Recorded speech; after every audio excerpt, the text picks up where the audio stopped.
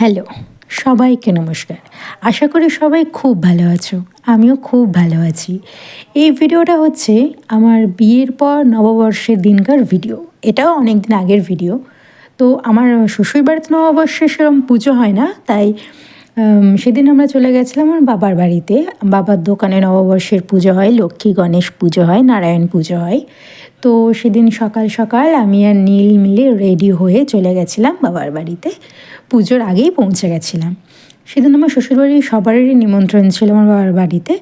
তো তারা পরে গেছিলো বাকিরা, দুপুরের টাইমে গেছিলো, আর আমরা সকাল সকালই চলে গেছিলাম।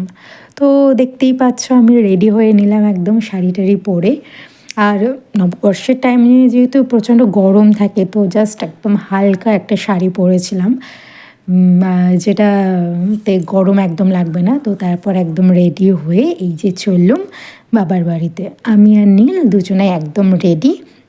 ওই যে পাশে বসে আছে। আর টোটোয় তো 5 মিনিট লাগে আমার শ্বশুর বাড়ি থেকে আমার বাবার বাড়ি আসতে, তাই অত কোনো চাপ নেই।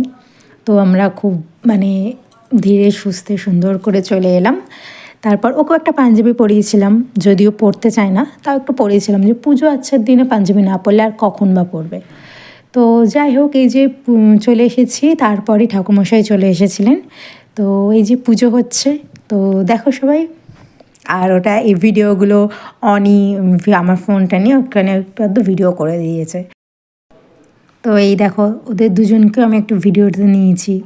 দুইজনও বসে আছে, যে অনি জামাইবাবুর পাশে বসে আছে। তারপর এই যে পুজো কমপ্লিট হয়ে যাওয়ার পর আমরা সবাই মিলে বাড়ি চলে এসেছিলাম। আর বাড়িতে এসেও একটা পুজো হয়, আমার ঠিক মনে পড়ছে না ভালোভাবে। যাই হোক, ওখানে একটা ওই মাটির সরাই দুধ উতলানো হয়, সেই একটা পুজো যেটা হয় সেইটা ঠাকুরমশাই করছিলেন।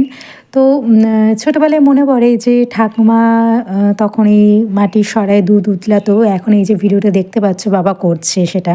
তো আমরা সবাই, আমি, মলি, ভাই, অনি সবাই মিলে ঠাকুমার সাথে থাকতাম, দেখতাম, ওটা খুব ভালো লাগতো, তো মনে পড়ছে। আর পুজো কমপ্লিট হয়ে যাওয়ার পর চলে এলাম রান্নাঘরে। আর এসে দেখতেই পাচ্ছ সমস্ত রান্নাও কমপ্লিট।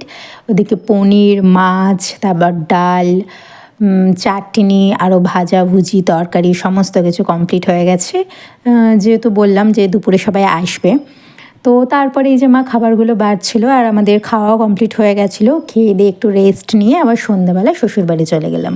আর নববর্ষ মানে এই যে মিষ্টির প্যাকেট, তো সমস্ত মিষ্টি বের করে আমরা সবাই খেলাম, আর ওই মিষ্টিগুলো এক জায়গায় রাখছিল। তারপর আমি আর নীল দুজনে মিলে চলে গেলাম ফুচকার দোকানে। ফুচকা খেয়ে নববর্ষের দিনটা আমরা খুব সুন্দরভাবে কাটালাম, যাতে বছরের প্রত্যেকটা দিন আমাদের খুব সুন্দরভাবে কাটে। তো আজকের মতো টাটা।